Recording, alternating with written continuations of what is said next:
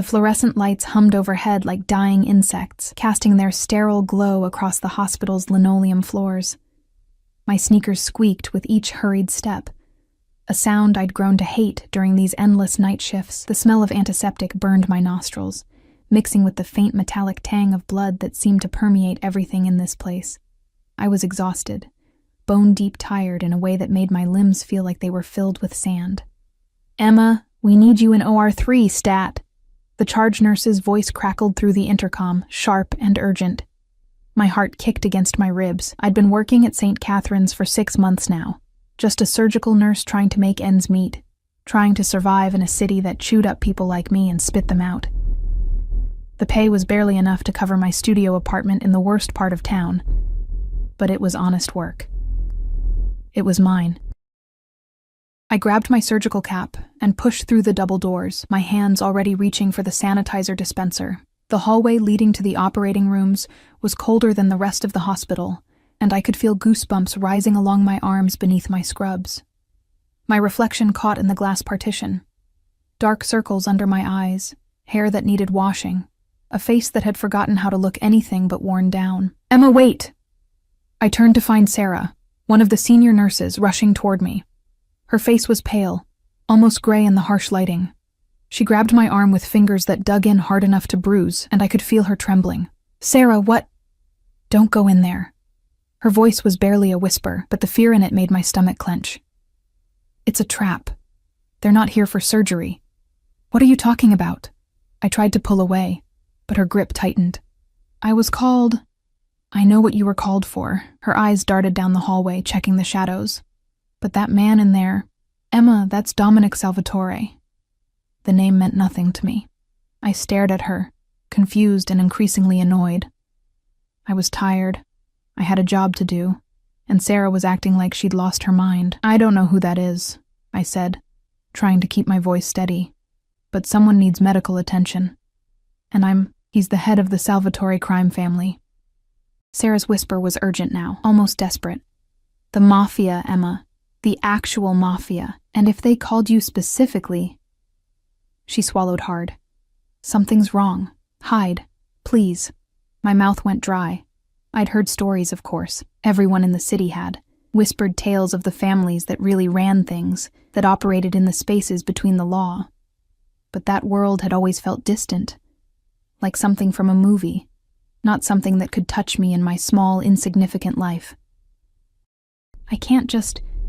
I started, but Sarah was already backing away, releasing my arm. "I have kids, Emma. I'm sorry." And then she was gone, disappearing through a side door, leaving me alone in that cold hallway with my heart hammering and my mind racing. I should have run. Every instinct I had was screaming at me to turn around, to hide like Sarah had said, to pretend I'd never heard the call. But my feet wouldn't move. Maybe it was exhaustion. Maybe it was shock.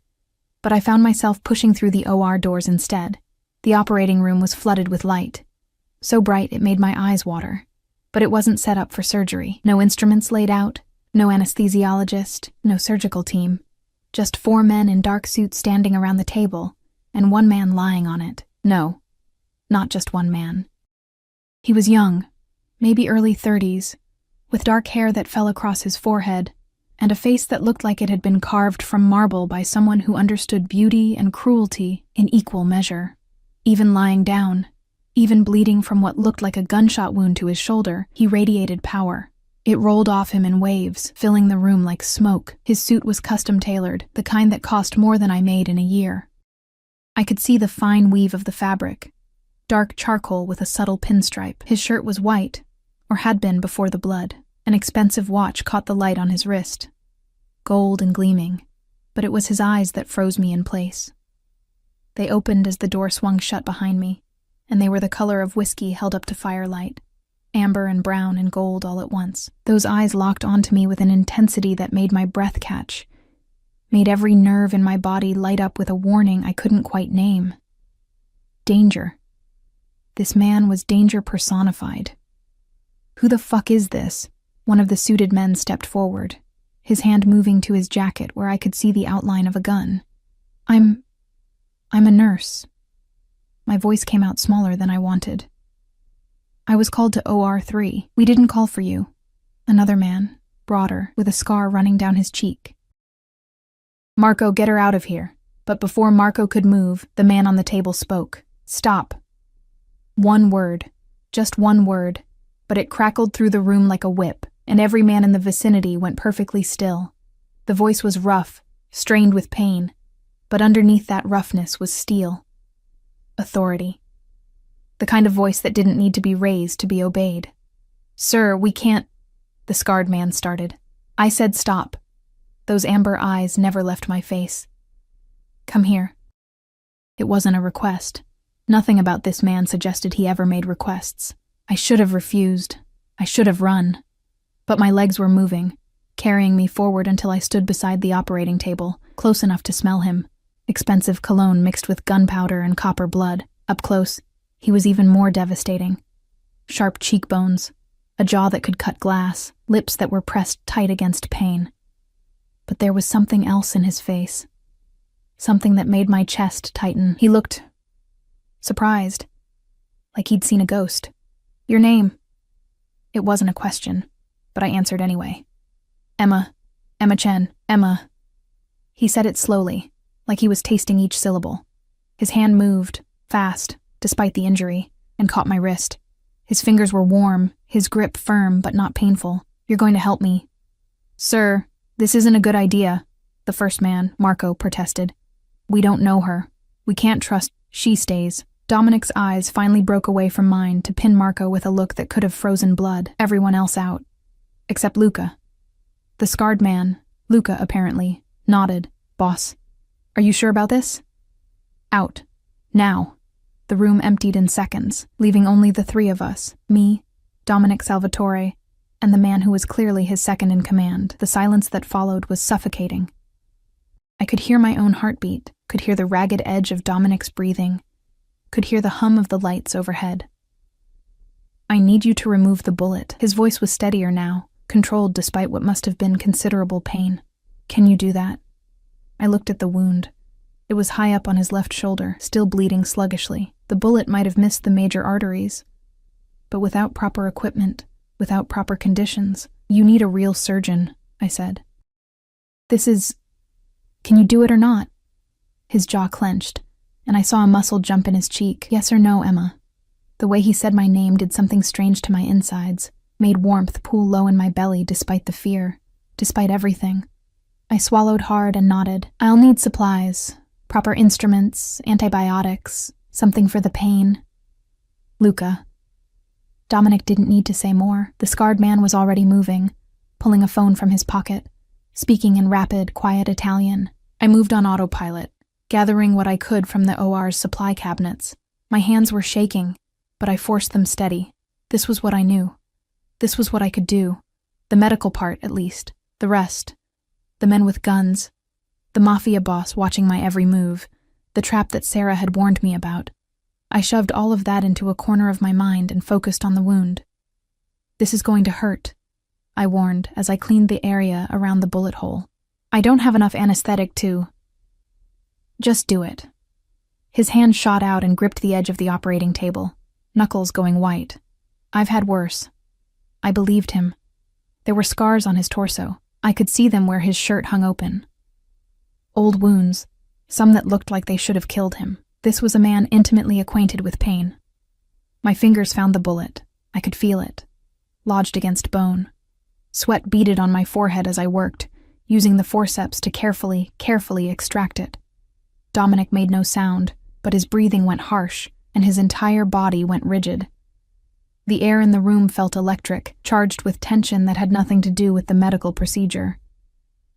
The bullet came free with a wet sound that made my stomach turn. I dropped it into a metal tray where it clinked against the steel, then immediately moved to clean and close the wound. My hands moved with practiced efficiency, suturing the torn flesh, applying antibiotics, wrapping clean bandages. Through it all, Dominic watched me. I could feel his gaze on my face, burning like a physical touch. It made my skin prickle, made my breath come faster. There was something unsettling about being the focus of such intense attention, something that made me feel simultaneously visible and vulnerable in a way I'd never experienced. "Done," I finally said, stepping back. My scrubs were spotted with his blood, and my hands were trembling again. "But you need to see a real doctor, get proper antibiotics, watch for infection. You did well." He sat up slowly, testing the shoulder. "Better than well." "I'm just a nurse," I said. "Anyone could have—" "No." He swung his legs over the side of the table, and suddenly he was standing, towering over me despite the fresh injury. This close, I had to tilt my head back to meet his eyes. "Not anyone. You didn't panic. You didn't run. You did what needed to be done." "Your nurse told me it was a trap," I heard myself say. "That I shouldn't come in here." Something flickered across his face. Amusement, maybe, or respect. Smart woman, that nurse. What's her name? Fear spiked through me. I don't know. I barely know anyone here. I'm still new." "Easy." His hand came up and I flinched, but he only touched my chin, tilting my face toward the light. "I'm not going to hurt anyone. I just want to know who's looking out for you." "Why would you care?" The question slipped out before I could stop it. His thumb brushed across my cheekbone, and I felt that touch all the way down to my toes. "Because," he said softly, "you look exactly like someone I lost. And now you've saved my life. That creates complications." Before I could process that statement, before I could ask what he meant, Luca spoke from the doorway. "Boss, we need to move. The cops are asking questions downstairs and—" "Handle it." Dominic's eyes never left mine. "Emma, I need you to come with us." "What? No, I can't. I have a shift. The moment those police officers find out you treated a gunshot wound and didn't report it, you become an accessory." His voice was matter of fact, almost gentle. "Your life as you know it is over. You have two choices. Come with me and be protected, or stay here and face federal charges." My blood ran cold. "You can't. It's exactly fair." He reached out and took my hand, his fingers threading through mine like we'd done this 1,000 times before. "And deep down, you know it. The moment you walked through that door, the moment you touched me, you crossed a line. There's no going back now." "This is insane," I whispered, but I didn't pull my hand away. "I don't even know you." "You will." His grip tightened, possessive and sure. "I promise you that, Emma. You will know me. Every part of me. And I will know you." Luca cleared his throat. "Boss, we really need to— Get the car. Make sure the route is clear." Dominic was already guiding me toward the door, his hand on the small of my back, burning through the thin fabric of my scrubs. "And Luca? Anyone asks about the nurse? You never saw her. She was never here." "Understood, boss." The hallway was empty when we emerged. Dominic moved with confidence despite his injury, his presence seeming to fill every space we passed through. I could feel people watching from doorways and side corridors. Shadows with eyes, all of them looking away the moment Dominic's gaze swept in their direction. We took a service elevator that I'd never noticed before, one that required a key card. Dominic produced one from his jacket pocket like magic. The descent felt endless, and with each floor, I became more aware of what was happening, of what I'd done. I'd treated a criminal. I'd saved the life of a mafia boss. And now I was leaving with him, disappearing into the night like some character from a story that always ended badly for girls like me. The elevator opened onto an underground parking garage. A black SUV with tinted windows was waiting, engine running. 2 more men in suits flanked it, their eyes constantly scanning the shadows. This was his world, a world of security and paranoia, of threats lurking in every corner. Dominic opened the back door himself and gestured for me to get in. The interior smelled like leather and that same expensive cologne. I hesitated, my foot on the running board, my whole body screaming that this was the point of no return. "Emma." His voice was soft, but there was steel underneath. "Trust me." "I don't even know you," I repeated, but even I could hear how weak the protest sounded. "Then let me be the first thing you learn in your new life. He placed his hand on my lower back again, and this time I felt the heat of his palm like a brand. Get in the car. Let me show you what you've become a part of. Let me show you what it means to belong to me. Belong to him. The words should have terrified me. Instead, they sent a shiver down my spine that wasn't entirely unpleasant. I climbed into the SUV. Dominic slid in beside me, close enough that our thighs touched. The door closed with a heavy thunk, sealing us in together. The vehicle pulled away smoothly, and through the tinted windows, I watched St. Catherine's Hospital disappear behind us, watch my old life recede like a dream I was waking from. Where are we going? My voice sounded strange in the quiet interior. Dominic's hand found mine again in the darkness. Home, he said simply. My home. Where you'll be safe. Where I can keep you. Keep me. Like I was something precious. Like I was something that belonged to him now. And God help me. But I didn't pull my hand away. The city blurred past the tinted windows. Neon signs bleeding into darkness. Streetlights creating halos in the light rain that had started to fall. I watched it all with a strange sense of detachment. Like I was watching a movie of someone else's life. My hand was still in Dominic's, his thumb tracing absent circles on my palm that sent shivers up my arm. You're trembling. His voice cut through the silence, low and observant. I'm cold. It wasn't entirely a lie. The adrenaline was wearing off, leaving me shaky and unmoored. Without a word, Dominic shrugged out of his jacket, the one that wasn't blood-soaked, and draped it over my shoulders. The fabric was still warm from his body, and it smelled like him. Expensive, masculine, dangerous. I pulled it tighter around myself, hating how much comfort I took from it. Where's your family, Emma? He asked, his eyes studying my face in the dim light from the dashboard. I don't have any, not anymore. The words came out flat, practiced. My parents died when I was 19. Car accident. I've been on my own since then. Something shifted in his expression. Not quite softness, but something close to understanding. No siblings? No boyfriend waiting for you to come home? No one. I met his gaze, saw something flicker there that I couldn't name. There's no one who'll miss me. Good. The word was possessive, final. His hand tightened on mine. That makes things simpler. Simpler for what? I tried to pull away, but his grip was unyielding. What exactly do you think is going to happen here? You can't just kidnap me. I'm not kidnapping you. His lips curved into something that wasn't quite a smile. I'm protecting you. There's a difference. Is there? My voice rose despite my efforts to stay calm. Because from where I'm sitting, I didn't have much choice about getting in this car. You always have a choice, Emma. He leaned closer, and I could feel the heat radiating from his body. You could have refused. You could have screamed for help. You could have run. But you didn't. Why is that? I didn't have an answer. Or maybe I did, and I just didn't want to admit it. There was something about this man, something that called to a part of me I'd kept locked away for years. The part that was tired of being invisible, of being overlooked, of struggling just to survive another day. The SUV turned down a tree-lined street where the houses gave way to estates, then pulled through massive iron gates that swung open at our approach. The driveway was long, winding through manicured gardens that I could barely make out in the darkness. Then the house came into view, and my breath caught. It wasn't a house. It was a mansion. All stone and glass and elegant lines, lit up like something from a magazine. The kind of place I'd only ever seen in movies, the kind of wealth that existed in a completely different universe from mine.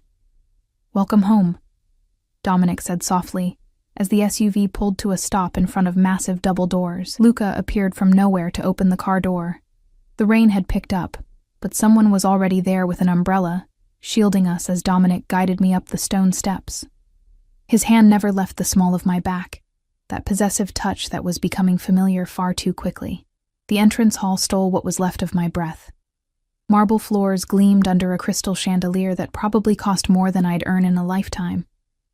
A curved staircase swept upward to the second floor, and I could see doorways leading off to rooms that seemed to stretch endlessly. "Maria!" Dominic called out, and an older woman appeared from one of the side corridors. She was dressed simply but elegantly, her gray hair pulled back in a neat bun. Her eyes widened when she saw the blood on Dominic's shirt, but she said nothing, just nodded. "Prepare the guest room in the east wing," Dominic instructed. "And have Rosa bring up some clothes." He glanced at me, assessing. "Size 4, I think, and food. She needs to eat." "Right away, Mr. Salvatore." Maria's accent was Italian, thick and musical. Her eyes slid to me with open curiosity. But again, she asked no questions. "Come." Dominic's hand found mine again, tugging me toward the staircase. "You need rest." "I need answers." I planted my feet, finally finding some backbone. "You said I look like someone you lost. What does that mean? And why did you really bring me here?" He turned to face me fully, and in the bright light of the chandelier, I could see him clearly for the first time since the hospital. The pain lines around his mouth, the exhaustion in his eyes, but also something else, something intense and almost hungry. "My sister," he said quietly. "You look like my sister Adriana. Same eyes, same bone structure, same—" He reached out and touched my hair, letting a strand slip through his fingers. "Same defiance, even when you're terrified. What happened to her?" His jaw clenched. "She was killed. 5 years ago. A rival family thought they could get to me through her." His eyes went distant, cold. They were wrong. But by the time I'd finished with them, she was already gone. The grief in his voice was raw, real. Despite everything, I felt my heart clench with sympathy. "I'm sorry." "Don't be." His focus snapped back to me. "She made her own choices, just like you're making yours." "But when I saw you tonight, when you walked through that door," he shook his head. "For a moment, I thought I was seeing a ghost, and then you saved my life, and I knew." "Knew what?" "That I wasn't going to let you go." His hand cupped my cheek, thumb brushing across my lower lip. "Call it fate, call it insanity, call it whatever you want. But you're mine now, Emma, and I protect what's mine." I should have been terrified. Every rational part of my brain was screaming at me to run, to fight, to do anything but stand there and let this dangerous man claim ownership of me. But my body wasn't listening to reason. It was responding to the heat in his eyes, to the possessiveness in his touch, to the promise of being wanted, truly wanted, for the first time in my life. "I'm not your sister," I whispered. "No." His smile was sharp, predatory. "You're not. And the things I want to do to you have nothing to do with sisterly affection." Heat flooded through me, pooling low in my belly. Before I could respond, Maria reappeared with another woman in tow. Younger, maybe mid-20s, carrying an armload of clothes. "Your room is ready, miss," Maria said gently. "Rosa will help you get settled." Dominic released me, though his eyes promised this conversation wasn't over. "Get cleaned up. Rest. We'll talk more in the morning. And if I want to leave," I had to ask, had to know, "then you'll find that the gates are locked, the walls are high, and my men are very good at their jobs." He said it without apology, without shame. "Like I said, Emma, you're mine now. The sooner you accept that, the easier this will be." He turned and walked away, Luca falling into step beside him. I watched them disappear down a hallway, my heart pounding, my mind reeling. "This way, miss." Rosa's voice was soft, accented. She gestured toward the staircase, her expression kind but carefully neutral. I followed her up the stairs, down a long hallway lined with paintings that probably cost more than my car. She opened a door to reveal a bedroom that was bigger than my entire apartment. A 4-poster bed dominated the space, draped in silk that shimmered in the soft lighting. French doors led to what looked like a balcony, and another door revealed an ensuite bathroom complete with a tub that could fit 3 people. "Mr. Salvatore said you would need clothes," Rosa said, laying out the items on the bed. Jeans, soft sweaters, underwear that looked expensive and delicate. "These should fit. If you need anything else, just pick up the phone. Someone will answer." "Rosa," I said before she could leave, "how long have you worked here?" 3 years, miss." "And have there been other women? Like me?" She met my eyes, and something like sympathy flickered there. "No, miss. Never. Mr. Salvatore, he is very private. You are the first." I didn't know if that made things better or worse. After she left, I stripped off my blood-stained scrubs and stepped into the shower. The water was hot, almost scalding, and I stood under the spray until my skin turned pink. I scrubbed at the blood under my fingernails, watched it swirl down the drain, and tried to process what had happened.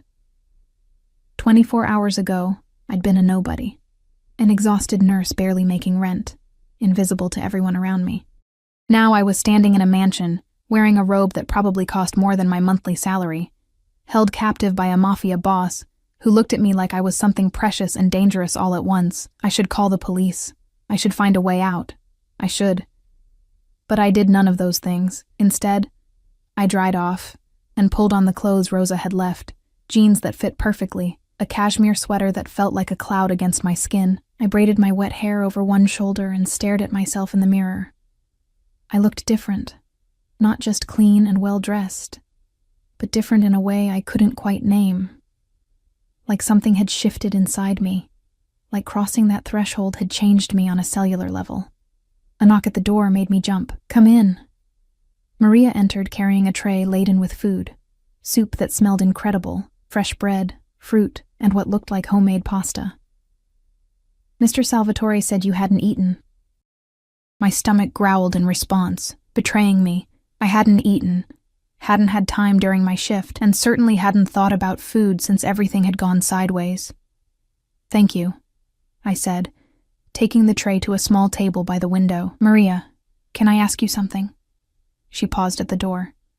"Of course, miss. What kind of man is Dominic Salvatore?" Really, she considered the question carefully.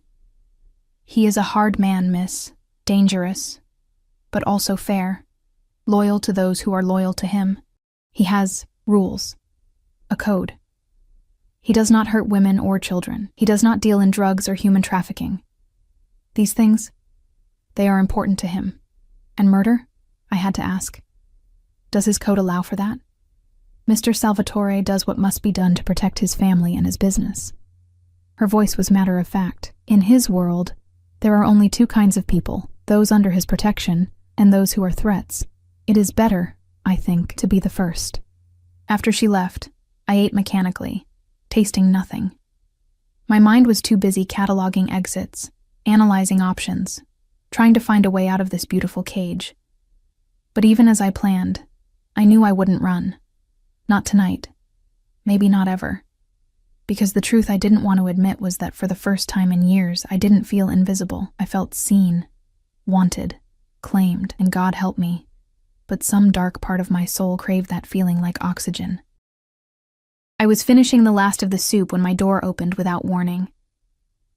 Dominic stood in the doorway, changed into fresh clothes, black pants and a white shirt with the sleeves rolled up to reveal forearms corded with muscle and marked with more scars. His shoulder was properly bandaged now, the blood gone.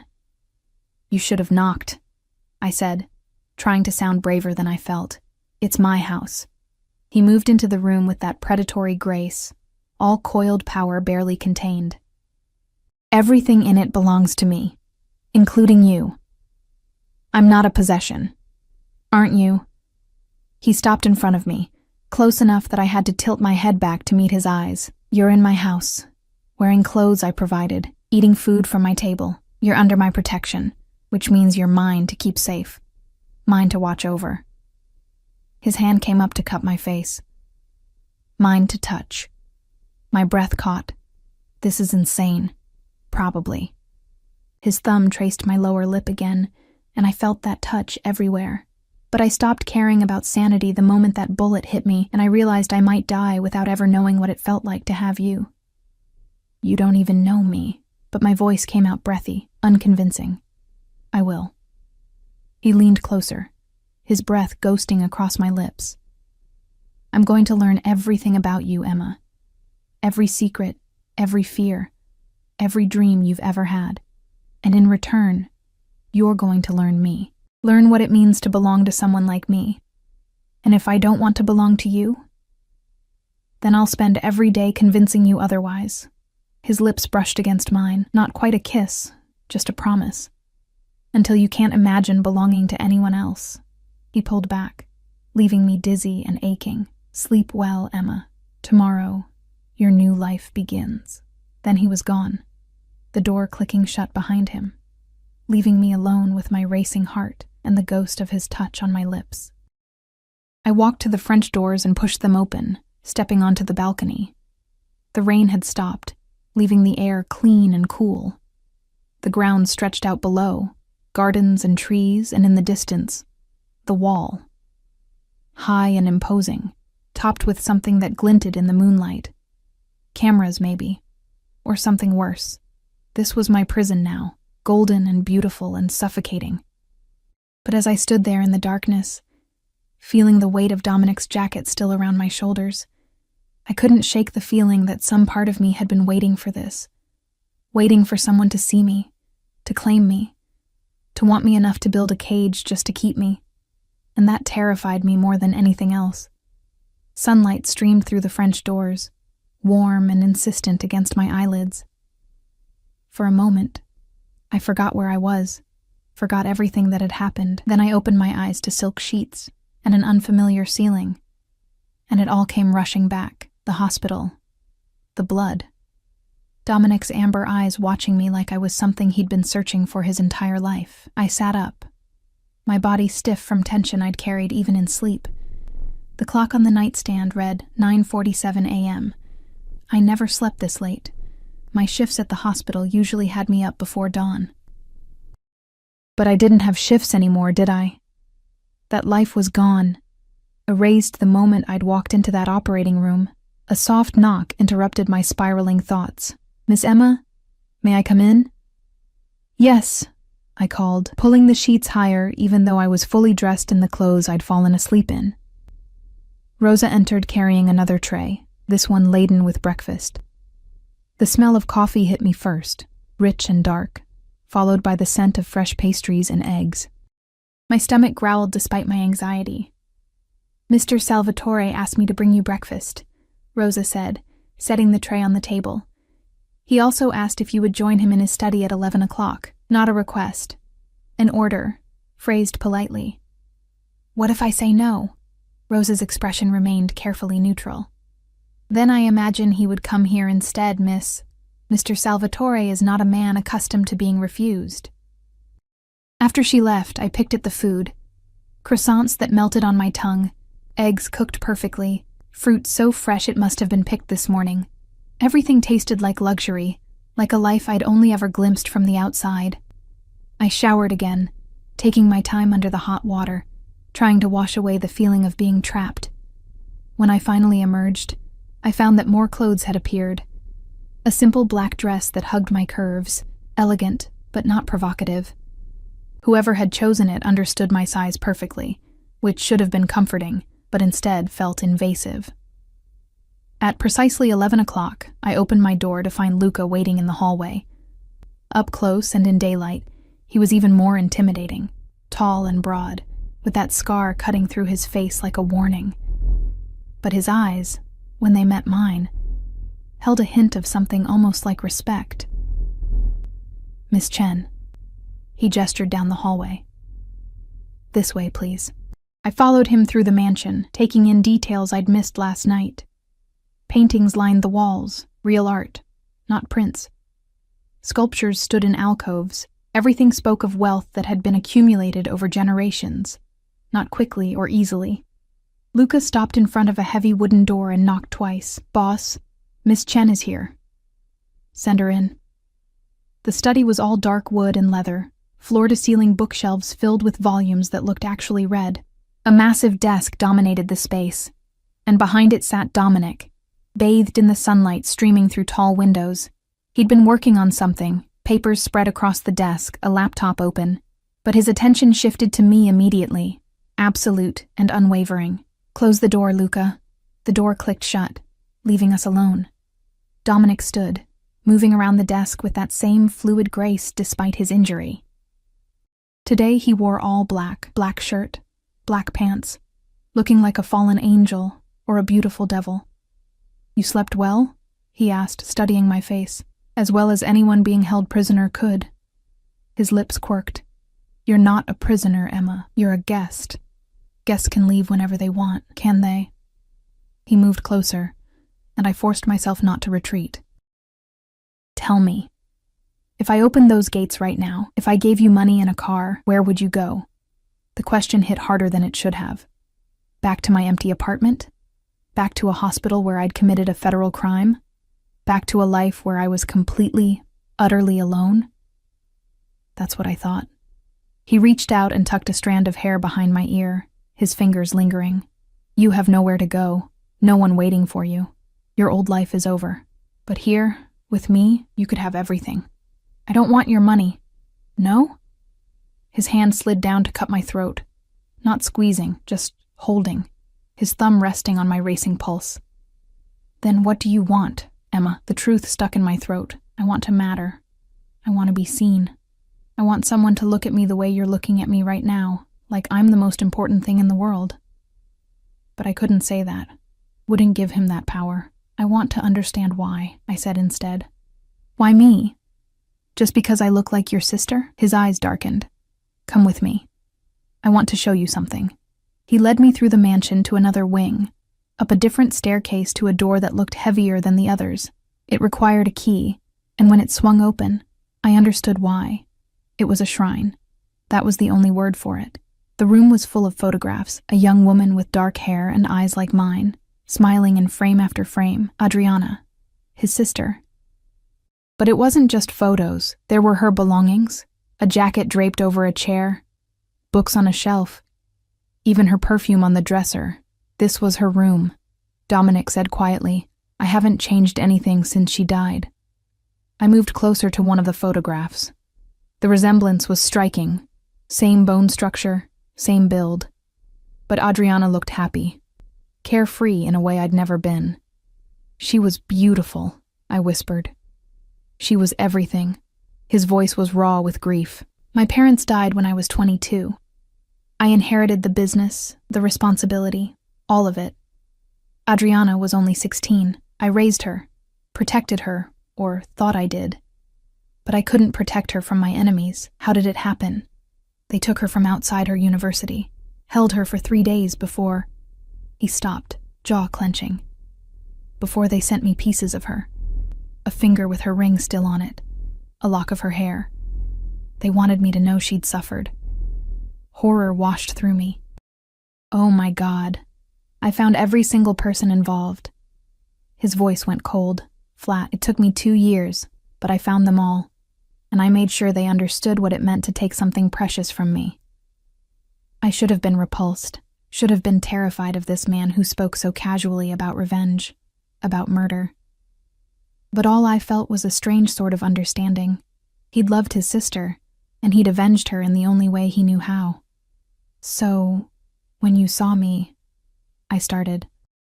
When I saw you, I thought I was hallucinating from blood loss. He moved behind me, his chest against my back, his hands settling on my waist. But then you touched me, spoke to me, saved me, and I realized you weren't a ghost. You were real. A second chance I never thought I'd get. A second chance for what? To protect someone, to keep someone safe. His lips brushed against my ear. To have someone who's mine and mine alone. I turned in his arms, needing to see his face. I'm not her, Dominic. I'm not your sister, and I can't replace her. I don't want you to replace her. His hands tightened on my waist, possessive and sure. I want you to be exactly who you are. But I also won't apologize for keeping you here, for claiming you. The moment you walked into that operating room, the moment you put your hands on me, you became mine, and I don't let go of what's mine. That's insane. Maybe. He leaned down, his forehead resting against mine. But insanity runs in my blood. Accept it, Emma. Accept me. Stop fighting what we both know you feel. I don't feel anything, I lied. His laugh was dark, knowing. Liar. Your pulse races when I touch you. Your breath catches when I get close. You want this just as much as I do. You're just too afraid to admit it. Before I could protest, his phone buzzed. He pulled it out, his expression hardening as he read the message. I have business to attend to. Luca will take you back to your room. What kind of business? I don't know why I asked. Maybe because I wanted to understand this world I'd been dragged into, the kind that keeps you safe. He pressed a kiss to my forehead, surprisingly gentle, Stay in the house today. Don't go outside. My men are everywhere, but there are people who would hurt you if they knew you mattered to me. I don't matter to you. We just met. You matter." His eyes burned into mine. "More than you know. More than you should, and that's exactly why you need to stay inside where I know you're protected." He left, and Luca appeared to escort me back, but this time, I paid attention to the layout, noting exits and windows, filing away information I might need. Not to escape. I still didn't know where I'd go, but because I needed some sense of control. Back in my room, I found Rosa waiting with lunch and more clothes. "Mr.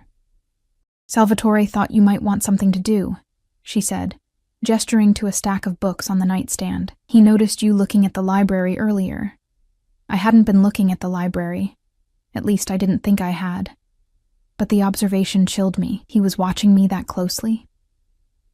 The afternoon crawled by. I tried to read but couldn't focus. I paced the room like a caged animal. I stood on the balcony and studied the grounds, the walls, the gates in the distance. Everything about this place was designed to keep people in, or keep them out. As the sun began to set, painting the sky in shades of orange and pink, I heard a commotion from somewhere below. Shouting, the screech of tires. My heart kicked into overdrive. I moved to the French doors, pressing against the glass to see what was happening. 3 SUVs had pulled up to the entrance. Men poured out, all in dark suits, all moving with military precision.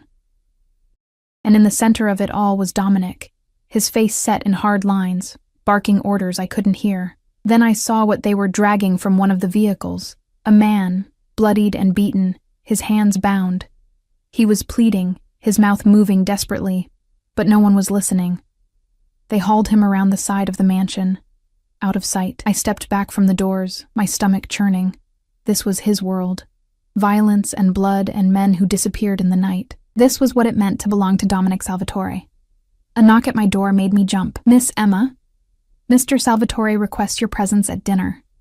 I wanted to refuse, wanted to lock myself in this room and pretend I hadn't seen what I'd seen. But I also knew it wouldn't matter. If Dominic wanted me at dinner, I'd be at dinner, whether I walked there willingly or not. Rosa had laid out another dress, this one deep burgundy and more formal. I changed mechanically, then let her guide me downstairs to a dining room that looked like it belonged in a palace. A long table stretched the length of the room, but only 2 places were set, one at the head and one to the right. Dominic was already there, standing by the windows with a glass of what looked like whiskey. He'd changed too, into a dark suit that made him look every inch the dangerous man he was. When he turned and saw me, something flashed in his eyes. Hunger, possessiveness, and something darker I couldn't name. "You look beautiful," he said, setting down his glass and pulling out my chair. I saw what happened earlier. The words spilled out before I could stop them. The man they brought in, his expression didn't change. "Did you?" Who was he? What did he do? He betrayed me. Dominic sat at the head of the table, close enough to touch. He stole from my businesses and thought he could get away with it. He was wrong. "What are you going to do to him?" "What I do to all traitors." His voice was matter-of-fact, casual. "Make an example of him so others know what happens when they cross me." Nausea rolled through me. "You're going to kill him. Eventually." He picked up his wine glass, swirling the red liquid. "First, I need information. Names of whoever he was working with, details about what was stolen." "Then yes, Emma, I'm going to kill him." I should have been horrified, should have demanded he let me go, should have screamed that I wanted no part of this, but instead, I found myself asking, "Why are you telling me this?" "Because I won't lie to you." He leaned forward, his eyes intense. "I want you to understand exactly who I am, and what I do. I'm not a good man, Emma. I've done terrible things. I'll do more terrible things, but I protect what's mine with everything I have. And you're mine now. I never agreed to that. You didn't have to." His hand reached across the table, covering mine. "The moment you saved my life, you sealed your fate. You're in my world now, whether you want to be or not. The only question is whether you're going to fight it or accept it." Staff appeared with food, course after course of dishes I couldn't even name, let alone taste. My appetite had vanished. All I could think about was that man being dragged away, about what was happening to him right now in some basement or warehouse. "Eat," Dominic commanded softly. "You need your strength." "For what?" His smile was predatory. "For everything I have planned for you." We ate in tense silence, his eyes never leaving me. Every time I raised my fork, every time I sipped my water, he watched, studying me like I was a puzzle he was determined to solve. Finally, I couldn't take it anymore. "Why are you staring at me?" "Because you're the most fascinating thing I've seen in 5 years. He stood, moving to my side and pulling me to my feet. "Because every time I look at you, I see possibility. A chance at something I thought I'd lost forever." "What did you lose?" "Hope." His hands framed my face, tilting it up toward his. "Connection. The feeling that life could be more than just blood and business. You make me feel human again, Emma.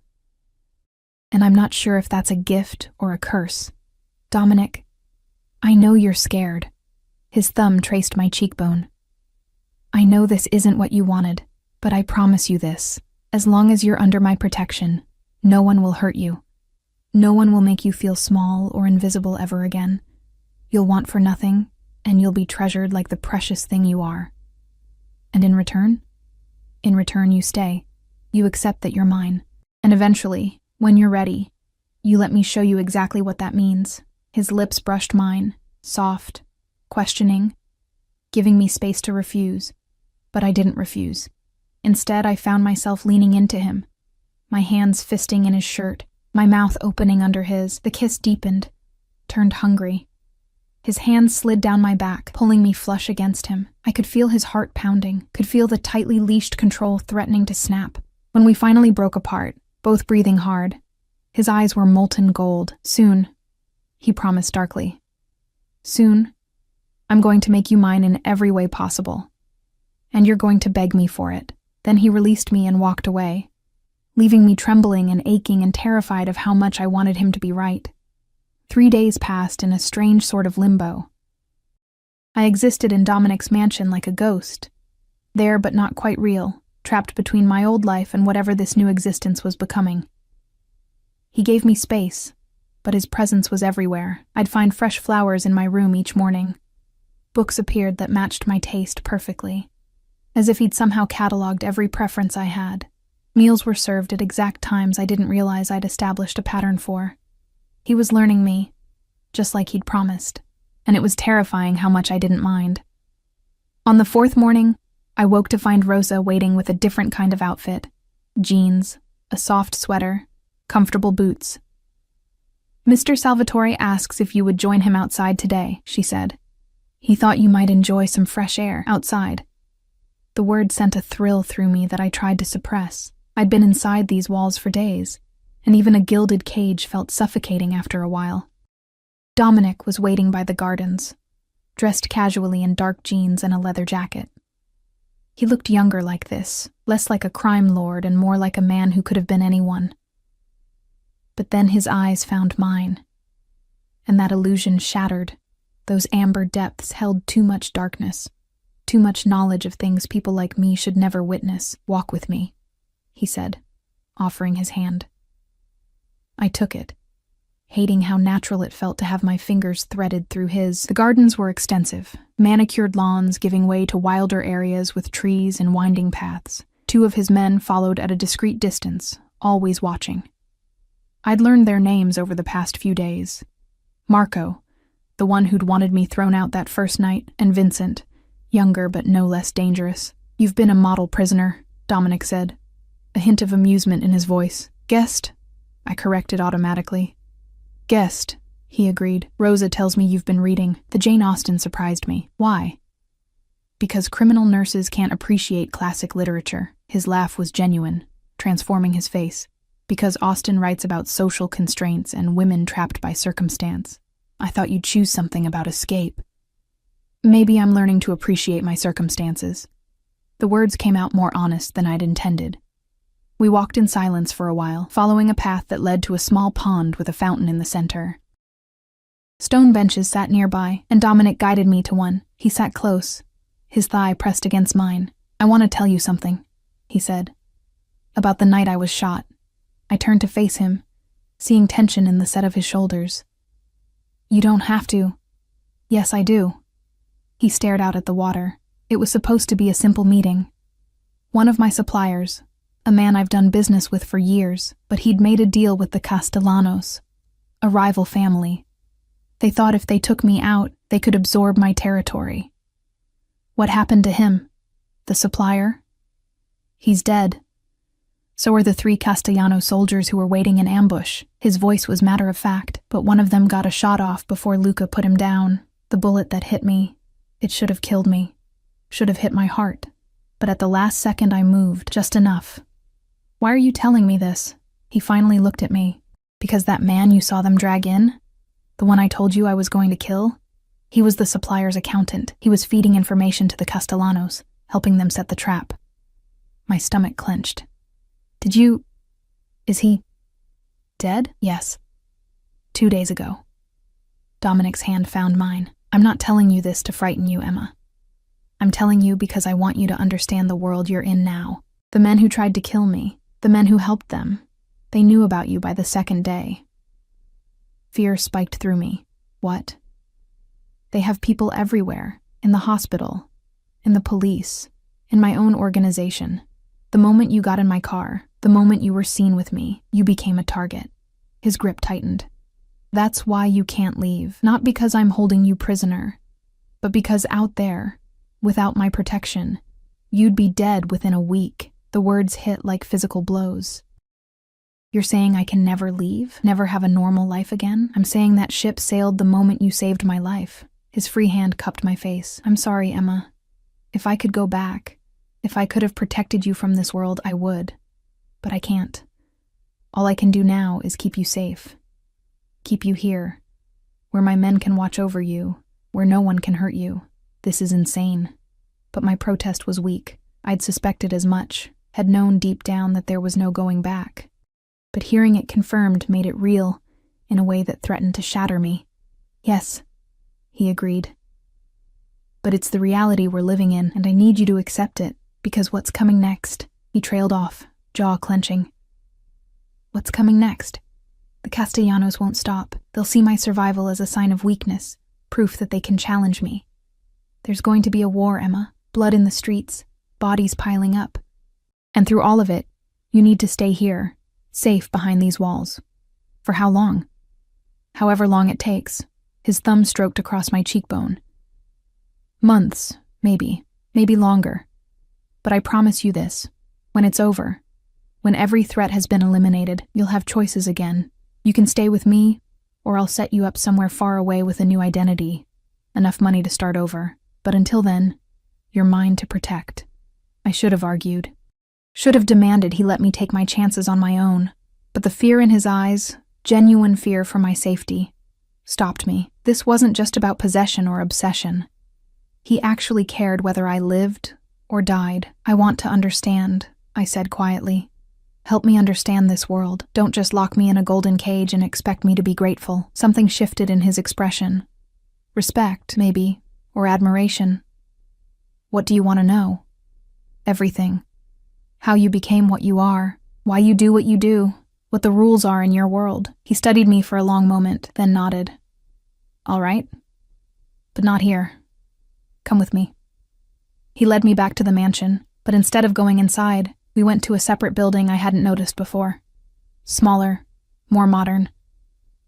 Inside was a gym, fully equipped with weights, mats, and training equipment. This is where my men train, Dominic explained. Where I train. In my world, weakness gets you killed. So everyone who works for me knows how to fight, how to protect themselves and others. Why are you showing me this? Because I'm going to teach you.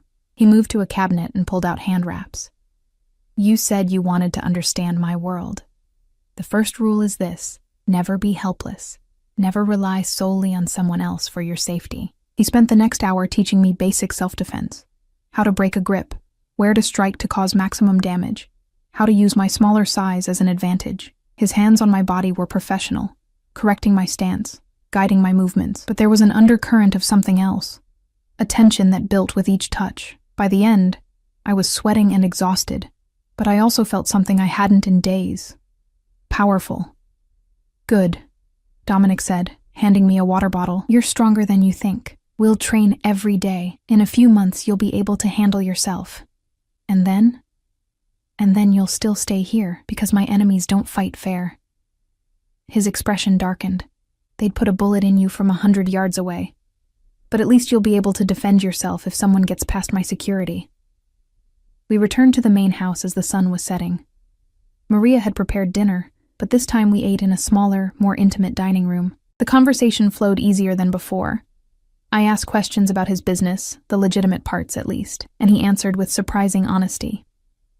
Most of what I do is legal now, he explained. Restaurants, construction, real estate. The other activities are necessary to protect those interests, to maintain power and territory. And the violence is regrettable but unavoidable. He met my eyes steadily. I don't enjoy killing Emma, but I do what must be done to protect my family, my people. In my world, showing mercy is seen as weakness, and weakness gets exploited. After dinner, he walked me to my room. At the door, he paused, his hand on my lower back.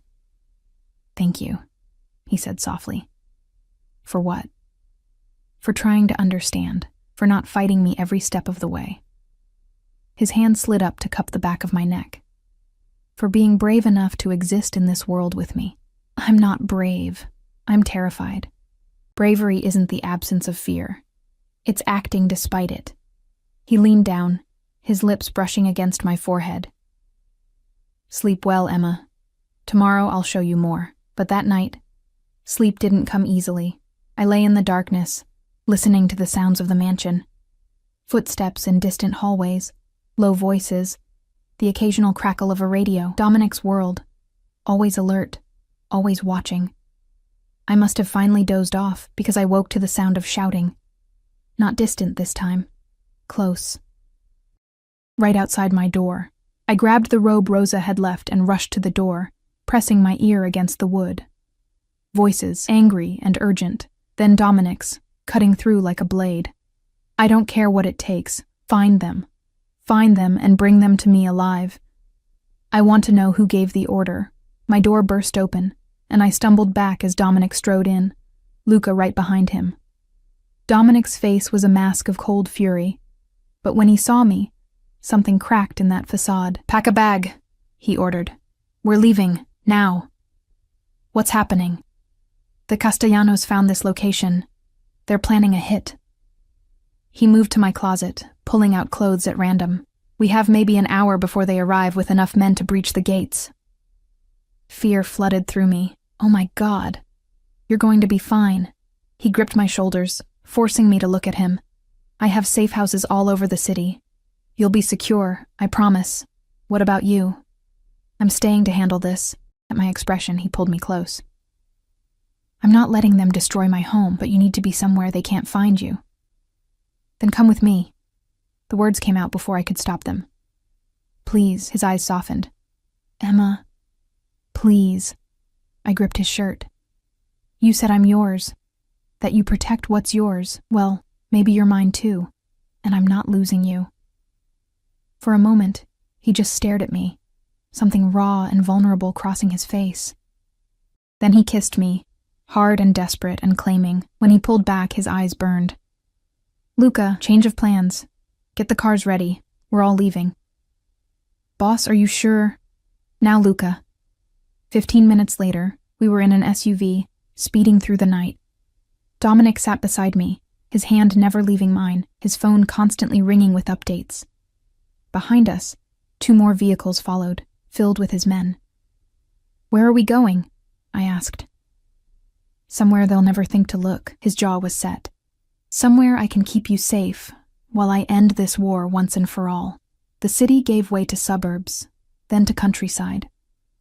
We drove for over an hour, finally turning down a private road that led to a sprawling estate even larger than the mansion we'd left.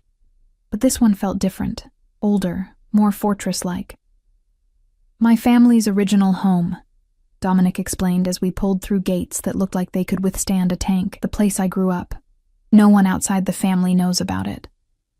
Inside, the house was beautiful but lived in, full of history and memories. Dominic led me upstairs to a bedroom that looked like it had been preserved from another era. "This was Adriana's room," he said quietly. "When we were children, before everything went to hell." I turned to him, seeing the grief and rage and fear all tangled together in his expression. Without thinking, I reached up and cupped his face. "We're going to be okay," I said, trying to sound more confident than I felt. "We are." His arms came around me, crushing me against his chest. "Because I'll burn this entire city to the ground before I let anyone take you from me." And standing there in his dead sister's room, held in the arms of a man who dealt in violence and death, I realized something terrifying. I believed him. More than that, I wanted him to mean it. I wanted to be worth burning the world for. The war came swift and brutal. For 2 weeks, we lived in that ancestral home like ghosts haunting our own lives.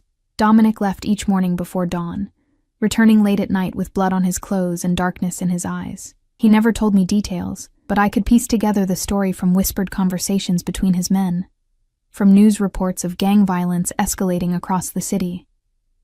Bodies were found in warehouses, explosions rocked known Castellano properties. The police pretended to investigate while carefully looking the other way. Everyone knew this was something beyond their jurisdiction, a war being fought in shadows they couldn't reach. And through it all, Dominic was consumed by it, the gentle man who'd taught me self-defense, who'd kissed me like I was precious, disappeared beneath layers of cold calculation and merciless strategy. He was a warlord now, every inch of him devoted to destroying the family that had threatened what was his. But he always came back to me, no matter how late, no matter how exhausted. He'd find me before he slept. Sometimes we'd just sit together in silence, my hand in his head against my shoulder. Other times he'd pull me close and kiss me with desperate hunger, stopping himself before things went too far, leaving us both aching and frustrated. "Not yet," he'd whisper against my lips. "Not while there's still danger, not while I'm still covered in blood." I trained every day with Marco, who'd warmed to me after Dominic made it clear I wasn't going anywhere. He taught me to shoot, to fight dirty, to think tactically. And slowly, I transformed from the exhausted nurse who'd stumbled into an operating room into something harder, sharper, someone who could survive in Dominic's world. On the 15th day, everything changed. I woke to find Dominic already dressed, strapping on a shoulder holster with practiced efficiency. The sight of the gun should have terrified me. Instead, I felt my stomach clench with a different kind of fear. "What's happening?" I sat up, pulling the sheets around me. "It ends today." His voice was flat, emotionless. "We found their headquarters. We know where the Castellano boss is hiding. It's over. Dominic, stay here. Don't leave this room until I come back for you." He moved to the bed, gripping my face between his hands. "Promise me, Emma. No matter what you hear, no matter what happens, you stay here where you're safe. I promise." The words stuck in my throat, "But you have to promise me something too. Anything. Come back to me." I grabbed his wrists, holding on like I could anchor him to this moment. "Whatever you have to do out there, whatever monsters you have to become, come back to me alive." His kiss was searing, possessive, claiming me in ways that went beyond the physical. "I'll come back," he promised against my mouth. "I'll always come back to you." Then he was gone, and I was alone with my fear. The hours crawled by with agonizing slowness. I paced the room like a caged animal, jumped at every sound, strained to hear anything from beyond the walls.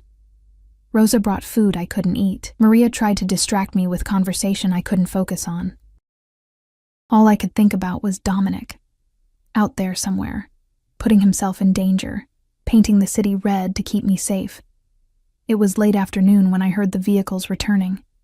I ran to the window, pressing against the glass, watching as SUVs poured through the gates. Men emerged, some bloodied, some limping, but no Dominic. Fear turned my blood to ice. I threw open the door and ran, ignoring Rosa's protests, taking the stairs 2 at a time. Luca was in the entrance hall, blood streaking one side of his face, but he was smiling, actually smiling. "Where is he?" I demanded. "Where's Dominic?" "He's coming." Luca's grin widened. "It's over, Miss Emma. The Castellanos are finished. Every last one of them. Relief made my knees weak, but it was short-lived. Because Dominic still wasn't here, still wasn't safe in front of me where I could see him breathing. Then I heard his voice, low, commanding, speaking rapid Italian. He came through the door, and my heart nearly stopped. He was covered in blood, not his own, I realized with a strange sort of relief, but splattered across his face, his clothes, his hands. He looked like something from a nightmare. Beautiful and terrible all at once. Our eyes met across the room, and everything else fell away. I ran to him and he caught me, lifting me off my feet, his arms crushing me against him despite the blood. I didn't care. I wrapped myself around him, breathing in the scent of gunpowder and copper, and underneath it all, him. It's done, he murmured into my hair. It's finally done. You're okay? I pulled back to search his face. You're not hurt? Not a scratch. His thumb brushed across my cheekbone. I told you I'd come back to you. Around us, his men were celebrating, clapping each other on the back, laughing with the manic energy of people who'd survived something they weren't sure they would. But Dominic only had eyes for me. I need to clean up, he said, and then we need to talk. 20 minutes later, he emerged from the bathroom clean and wearing fresh clothes. The monster was gone, replaced by the man I'd come to know. Still dangerous, still deadly, but mine in ways that defied logic or reason.